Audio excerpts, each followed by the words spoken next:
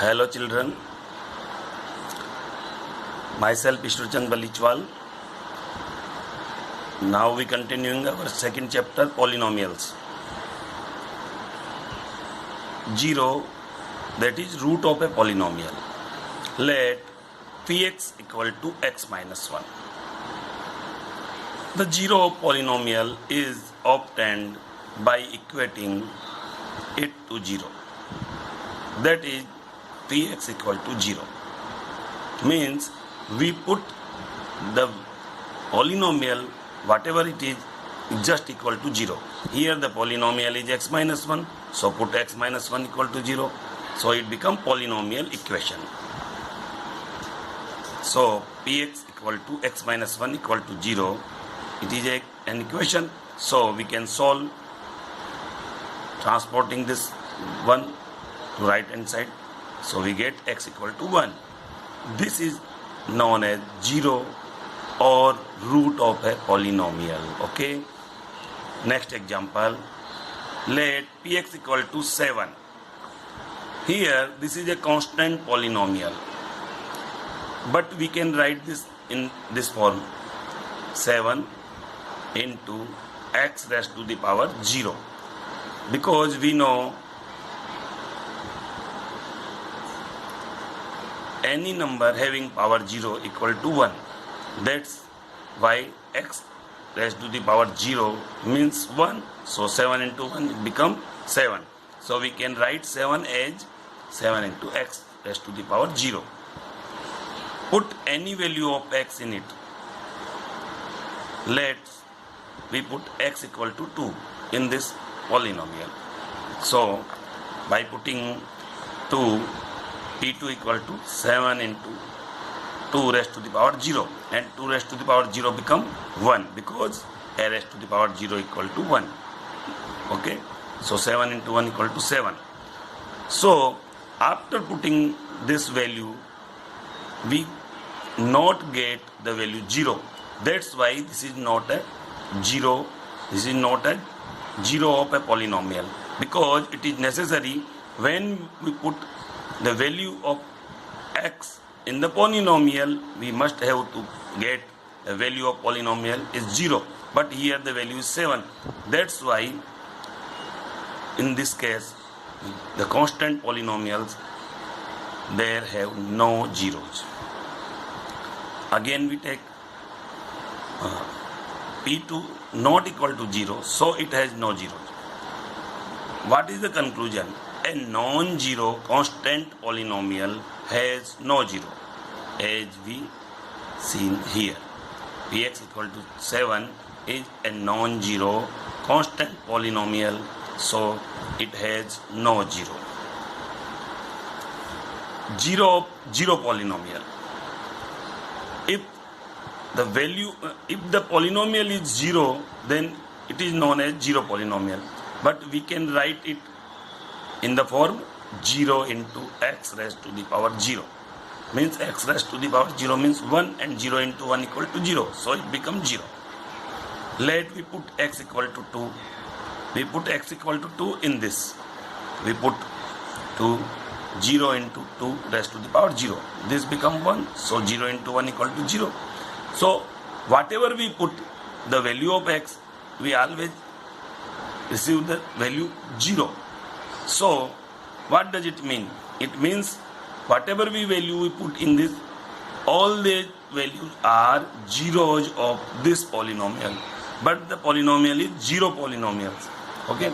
We again check by putting another value. X equal to minus 1. We put minus 1. So 0 into minus 1 raised to the power 0. And minus 1 raised to the power 0 become 1. So 0 into 1 equal to 0. Here we again receive the value 0. So by convention, every real number is a 0 of the 0 polynomial. Means if any polynomial is 0, then the roots of this can be take any value. Every real number is a 0 of the 0 polynomial. Okay. Linear polynomial. px equal to ax plus b. This is linear because the maximum power of this variable is 1. That's why this is linear polynomial. But a must not equal to 0. Okay. To find 0, we put px equal to 0. So when we put px equal to 0 and the value of px is ax plus b, so ax plus b equal to 0, a not equal to 0 here. So we solve this, transport this b RHS side, so it become minus b, x equal to minus b. Now by cross multiplication, this a goes to downward side, so x become minus b by a. This is the value. This is the value we receive after putting this equation 0 and solving. So x equal to minus b by a is the only 0 of polynomial x. This polynomial x. What is the conclusion? A linear polynomial has one and only one 0. Why? We can understand here, any linear polynomial having only the highest power of the variable is 1. Okay, so there is no other term which contain variable. That's why only 1 0 is possible. Okay, so again we repeat this, a linear polynomial has one and only 1 0. Okay, now we take another example. But before we consider the another example, we learn about the remainder theorem. But before learning about the remainder theorem, first we explain something. Let us consider two numbers, 17 and 5. When we divide 17 by 5, we get quotient 3 and remainder 2. So we can write 17 divided by 5 by like this. Okay, 17 can be written in the form of 5 into 3 plus 3. Here 5 is the divisor, 3 is the quotient, and this is the here the 2. This is 2. So 17 can be written as 5 into 3 plus 2. This is divisor, this is quotient, and 2 is the remainder. Here remainder is 2, which is less than the divisor 5. Here the remainder 2 is less than the divisor 5. So this cannot be divided further. Again we take one more example, 12 divided by 6. Here when we divide 12 by 6, we receive 2. So we can write down the 12 in this form, 6 into 2 plus 0. Okay, here 6 is the divisor, 2 is the quotient, and here 0 is the remainder. Okay, and 6 is a factor. Here the 6 is a factor of 12, or 12 is a multiple of 6. 12 is the multiple of 6 and 6 is the factor of 12. Okay, let us divide the polynomial. Now we divide the polynomial 3x cube plus twice x square plus x by the monomial x. We divide this polynomial by this monomial because it contains only the single term. That's why this is monomial, and we divide by this 3x square plus twice x square plus 3x cube plus twice x square plus x divided by x. We can write this in this form, 3x cube divided by x and 2x square divided by x, x divided by x. So the result is, after dividing this become 3x square. After dividing this become 2x, and after dividing this become 1 because x divide x by 1 time. So we can write this polynomial as x into 3x square plus twice x plus 1. Okay, therefore x and this 3x square plus twice x plus 1 are factor of this 3x cube plus twice x square plus x. Okay, and 3x cube plus 2x square plus x is a multiple of 3x square plus 2x plus 1 as well as x. Okay, why? Here x and this 3x square plus 2x plus 1 are factor, so this is the multiple. Okay, again we can write one more thing, 3x square plus 2x plus 1 as we receive here, divide by x. Let us try 3x square divided by x, 2x divided by x plus 1 divided by x. Here we can see clearly this one cannot be divisible by x. Okay, so what happened? Our result is 3x square divided by x means 3x, twice x divided by x means 2, but this one is not divisible by x. That's why this one is remainder. Okay, now we continue this.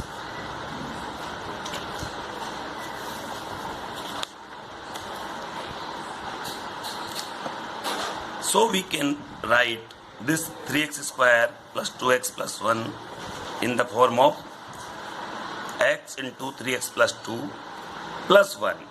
So here this x is the divisor and 3x plus 2 is the quotient and this one is the remainder. In this case 3x plus 2 is the quotient and 1 is the remainder.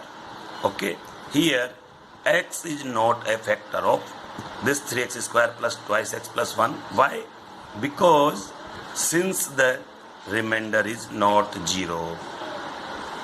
When the remainder is 0, then we say that the divisor is a factor of the dividend.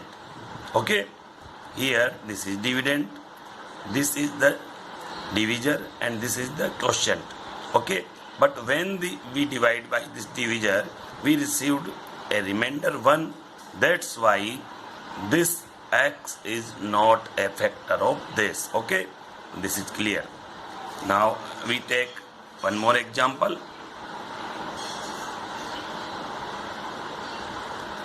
Divide px by gx, where px equal to x plus 3x square minus 1 and gx equal to 1 plus x. Here we can see clearly that this is not arranged in descending order and this is also not arranged in descending order of variables power. Okay, so what is our step? So our step first, write them in the standard form. First we write them in the standard form, that is arranging the terms in descending order of their degrees.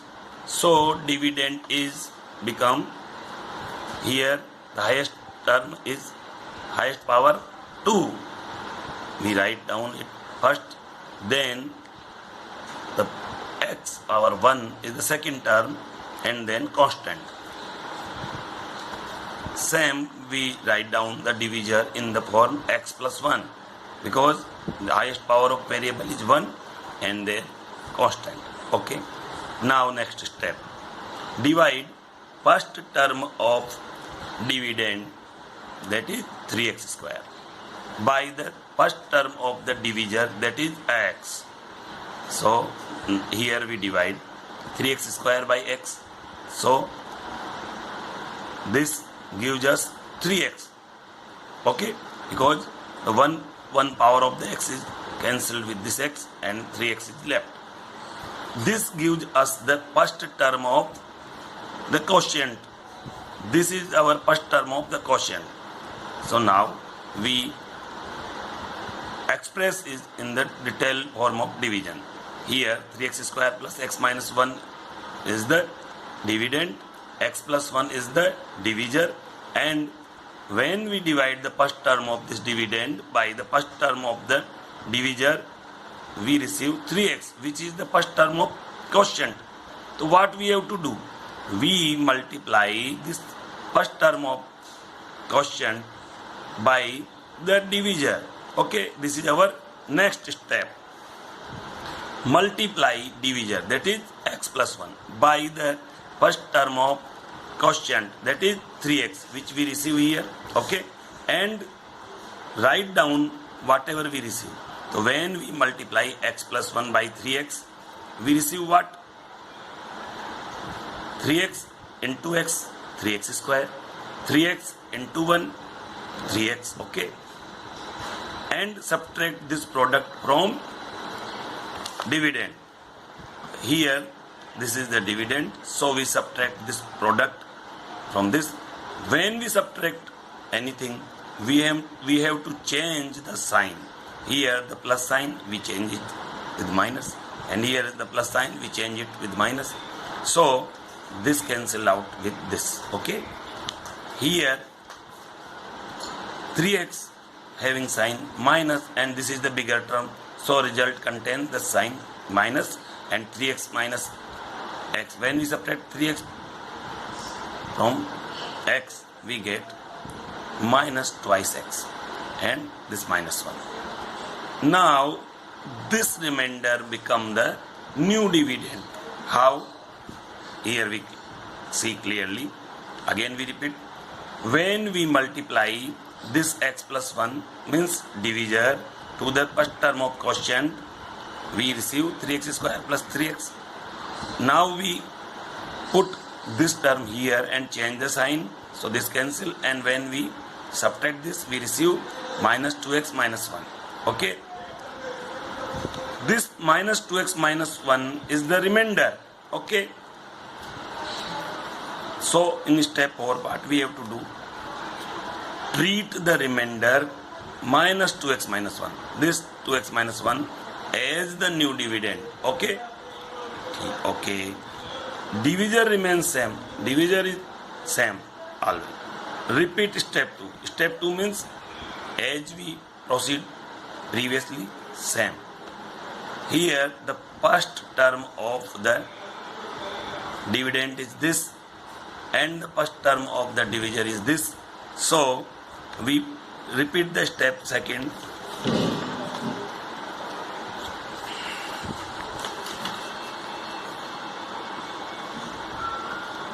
The first term of the new dividend is divided by the first term of the divisor, so we receive minus 2. This is second term of quotient. Okay, what we have to do? As we do previously, whatever the term received in the quotient, we multiply by that term to the divisor. So here the divisor is x plus 1, and the second term of the quotient is minus 2. So we multiply both, and we receive minus twice x minus 2. This is the product of this. So what we have to do? We put this product here and subtract. So we change the sign. Both of them are negative sign, so we make positive sign. So after subtracting, this is cancel out because having a positive sign, and here we receive 1. 2 minus 1 plus 1. Okay, to get remainder plus 1. This plus 1 become new dividend. Okay, this plus 1 become new dividend.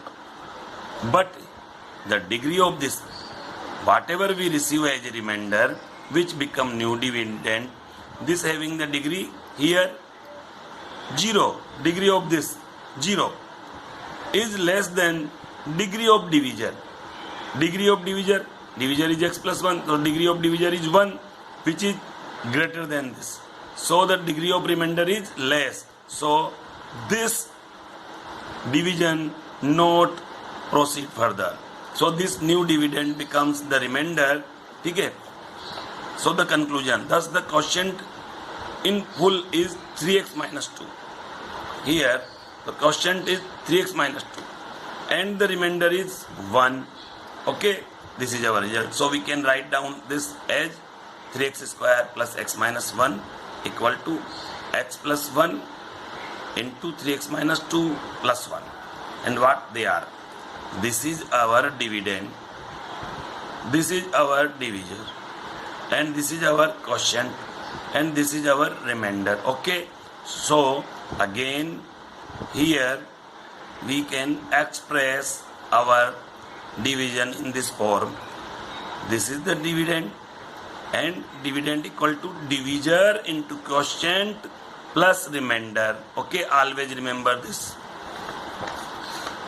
In general, px and gx are two polynomial. Degree of px greater than equal to degree of gx, means degree of px means dividend, degree of gx means degree of divisor. So here the degree of dividend greater than equal to the degree of gx, means degree of divisor, and gx not equal to 0. This is the necessary condition. If this becomes 0, then it is not defined form. Then we can find qx and rx, means quotient and remainder, such that px equal to gx into qx plus rx, as we seen here. Px, this is dividend, gx, this is divisor, qx, this is quotient, and rx, this is remainder. Okay, so we can write down our polynomial and the divisor in this form. Okay, where rx equal to 0, where rx equal to 0 or degree of rx less than the degree of gx, we say that px divided by gx. We repeat this line. Where rx equal to 0 means when we receive remainder as 0, or when the degree of rx means remainder, degree of remainder is lesser than degree of divisor. Okay, so we say that dividend is divided by divisor, gives this quotient gx as quotient. Okay, and rx as remainder. Okay, this is the conclusion. As we conclude here that plus 1 is the remainder, and the degree of this remainder is 0, and x plus 1 is the divisor, and the degree of this divisor is 1, which is greater than this remainder. So we cannot divide this remainder by the divisor. This is the necessary condition, that the degree of remainder must be either equal to the degree of divisor or greater than. So when the remainder's degree is whether 0 or lesser than the divisor, then we found that our division is over. Okay, have a nice day.